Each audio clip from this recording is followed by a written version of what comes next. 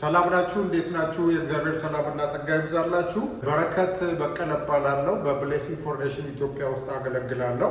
ያለፉት 2 ሳምንታት ለሚኒስትሪያችን የሙሉ ጊዜ አገልጋዮች እና ተባባሪ አገልጋዮች የጀመርኩት አንድ ትምህርት አለና ይህም ትምህርት ወንጌል በሚል ሐሳብ ነው። በእግዚአብሔር እርዳታ የምስራቹን ወንጌል በሀገራችን በኢትዮጵያ በተለያዩ ከተሞች እንደገናም ደግሞ በአውሮፓም በአሜሪካም በአፍሪካም የምስራቹን ወንጌል ለመናገር እግዚአብሔር እድል ሰጥቶኝ ነበርና ወንድሞቼና እህቶቼ የወንጌል መልእክትን በአግባቡ ያልተረዳ አማኝ ለስህተት ትምህርት በቀላሉ ሊጋለጥ ይችላል። ወንጌል እንሰብካለን ብለን የምናስብም እኛ ወይንም ደግሞ የወንጌል ሰባኪያንም አጠቃላይ ደግሞ ስለ ወንጌል የተሳሳተ መረዳት ካላቸው ወችን ወደ ተሳሳተ ትምህርት ወደ ተሳሳተ ወንጌል የመምራት እድላቸው ሰፊ ነው። በመጽሐፍ ቅዱሳችን ውስጥ ልዩ ወንጌል የሚል ሐሳብ አለ። ይሄ ልዩ ወንጌል እውነተኛ ከሆነው ሐዋርያቱ ከሰበኩት ኢየሱስ ከሰበከው ወንጌል የተለየ ወንጌልን ልዩ ወንጌል ይለዋልና ስለዚህ የወንጌል ሐሳብን በአግባቡ ካልተረዳን ወደ ልዩ ወንጌል ሰተት ብለን ልንገባ እንችላለን ማለት ነው። እግዚአብሔር ቃል በሮሜ ምዕራፍ 1 ከቁጥር 3 እስከ 4 እንደዚህ ይላል። ይህ ወንጌል በሥጋ ከዳዊት ዘር ስለተወለደ እንደ ቅድስና መንፈስ ግን ከሙታን መነሳት የተነሳ በኃይል የእግዚአብሔር ልጅ ሆኖ ስለተገለጠ ስለ ልጁ ስለ ኢየሱስ ክርስቶስ ነው ይላል። የእግዚአብሔር ስም የተባረከ ይሁን። ወንድሞቼና እህቶቼ ወንጌል ስለ ልጁ ስለ ኢየሱስ ክርስቶስ ነው። ኢየሱስ ክርስቶስ ለእኛ ስላደረገው ነገር ነው። ኢየሱስ ክርስቶስ ወደዚህ ምድር መጥቶ ስለሰበከው ነገር ነው። መጽሐፍ ቅዱስ ሲናገር ክርስቶስ ስለ ኃጢአታችን ሞተ፣ ተቀበረ፣ መጽሐፍም እንደሚል በሦስተኛ ቀን ተነሳ ይላል። ወንጌል ወንድሞቼና እህቶቼ የምስራች ነው። ወንጌል ኢየሱስ ክርስቶስ ለእኛ ስላደረገው ነገር ነው። የእግዚአብሔር ቃል በኢሳይያስ መጽሐፍ ምዕራፍ 61 ከቁጥር 1 እስከ 3 እንደዚህ ይላል። ጌታ የእግዚአብሔር መንፈስ በእኔ ላይ ነው፣ ለድሆች የምስራችን እሰብክ ዘንድ እግዚአብሔር ቀብቶኛልና፣ ልባቸው የተሰበረውን እጠግን ዘንድ፣ ለተማረኩትም ነፃነትን፣ ለታሰሩትም መፈታትን እናገር ዘንድ ልኮኛል። የተወደደችውን የእግዚአብሔርን ዓመት አምላካችንም የሚበቀልበትን ቀን እናገር ዘንድ፣ የሚያለቅሱትን ሁሉ አጽናና ዘንድ፣ እግዚአብሔር ለክብሩ የተከላቸው የጽድቅ ዛፎች እንዲባሉ ለጽዮን አልቃሾች አደርግላቸው ዘንድ፣ በአመድ ፋንታ አክሊልን፣ በለቅሶ ፋንታ የደስታን ዘይት፣ በሐዘንም መንፈስ ፋንታ የምስጋናን መጎናጸፊያ እሰጣቸው ዘንድ እልኮኛል ይላል። የእግዚአብሔር ስም የተባረከ ነው። ስለዚህ ጌታችን ኢየሱስ ክርስቶስ ወደዚህ ምድር ለምን እንደመጣ ሲናገር አንደኛ ለድሆች የምስራችን እንድሰብክ፣ ሁለተኛ ልባቸው የተሰበረውን እጠግን ዘንድ፣ ለተማረኩት ነፃነትን፣ ለታሰሩትን መፈታትን እናገር ዘንድ እግዚአብሔር ልኮኛል ይላል። ወንድሞቼና እህቶቼ ተፈርዶበት እስር ቤት ላለ ሰው ነፃነትን፣ ነፃ መውጣትን፣ ከእስር መለቀቅን የመሰለ ምን የምስራች አለ?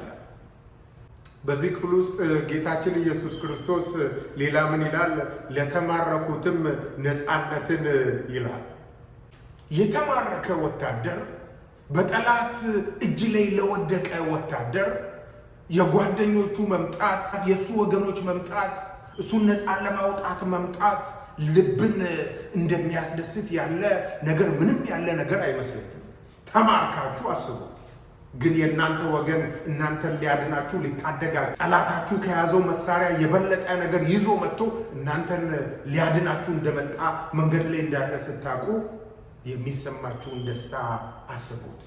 ስለዚህ ጌታችን ኢየሱስ ክርስቶስ ለተማረኩ ነፃነትን፣ ለታሰሩ መፈታትን ይላል። ወንድሞቼና እህቶቼ በዲያብሎስ እስራት ውስጥ ያሉ ብዙ ሰዎች አሉ። በዲያብሎስ የተማረኩ ብዙ ሰዎች አሉ። ወደ ሞት የሚነዱ ብዙ ሰዎች አሉ። የዚህ ዓለም አምላክ የማያምኑትን የልቦናቸውን አይኖች አሳውረዋል ይላልና የልቦናቸው አይኖች የጨለመባቸው ብዙ ሰዎች አሉ። ለነዚህ ሰዎች ወንጌል ሊሰበክ ያስፈልጋል። የወንጌል ብርሃን አይናቸውን ያበራል፣ መረዳታቸውን ይለውጣል። ኢየሱስ ክርስቶስ እንደሞተላቸው፣ በክርስቶስ ኢየሱስ የዘላለም ሕይወት እንዳላቸው፣ ኢየሱስ ክርስቶስ አስደናቂ ዕቅድ ለሕይወታቸው እንዳለ መረዳት ይችላሉ። ስለዚህ ይሄ የወንጌል ብርሃን ሊበራላቸው ያስፈልጋል ማለት ነው። ወንድሞቼና እህቶቼ ወንጌል የምስራች ነው። ይሄ የምስራች ደግሞ ስለ ጌታ ኢየሱስ ክርስቶስ ነው እንጂ ወንጌል ስለ ምድራዊ ብልጽግና፣ ጊዜያዊ ስኬት፣ አካላዊ ጤንነት፣ የሥጋ እርካታ አይደለም። ራስንም ስለማሻሻል አይደለም። ድሮ አንድ ሰው በሰፈር ውስጥ አስቸጋሪ ሲሆን፣ ክፉ ሲሆን፣ እኛ ሲሆን ይሄን እንደው ጴንጤ ቢሆን ይሻላል ይላሉ። ጴንጤዎች መልካም ስነ ምግባር ስለነበራቸው። ወንድሞቼና እህቶቼ ወንጌል የግብረ ገብ ትምህርት አይደለም። ወንጌል የባህሪ መቀየሪያ አይደለም። አዎ ባህሪ ይቀይራል። ዋናው ጎሉ ግን ያ አይደለም። እዚህ ወንጌል ስለ ኢየሱስ ክርስቶስ ነው። ኢየሱስ ክርስቶስ ለእኛ ስላደረገው ነው። በክርስቶስ ኢየሱስ ስለሚሆንልን ሕይወት ነው። ሃሌሉያ ሃሌሉያ። ወንጌል ስለ ክርስቶስ ኢየሱስ ነው። ኪዳን ውስጥ የኢየሱስ ስሞች ኢየሱስ፣ ክርስቶስ፣ ጌታ፣ የእግዚአብሔር ልጅ፣ የሰው ልጅ፣ ቃል፣ አማኑኤል የሚሉት እነዚህ ስሞች ወደ 2260 ጊዜ በላይ ተጠቅሰዋል። የአዲስ ኪዳን ጸሐፊዎች ኢየሱስ ክርስቶስን አድምቀውታል። በስብከታቸው፣ በትምህርታቸው፣ በደብዳቤያቸው፣ በሕይወታቸው ሁሉ አተልቀውታል። ወንጌል የምስራች ነው። ወንጌል ስለ ልጁ ስለ ኢየሱስ ክርስቶስ ነው። እኛ አገልጋዮች፣ እኛ የክርስቶስ ተከታዮች ክርስቶስን በሕይወታችን ልናደምቅ፣ ክርስቶስን በሕይወታችን ልናልቅ፣ ክርስቶስን በሕይወታችን ልናሳይ፣ በስብከታችን ልናሳይ ያስፈልጋል።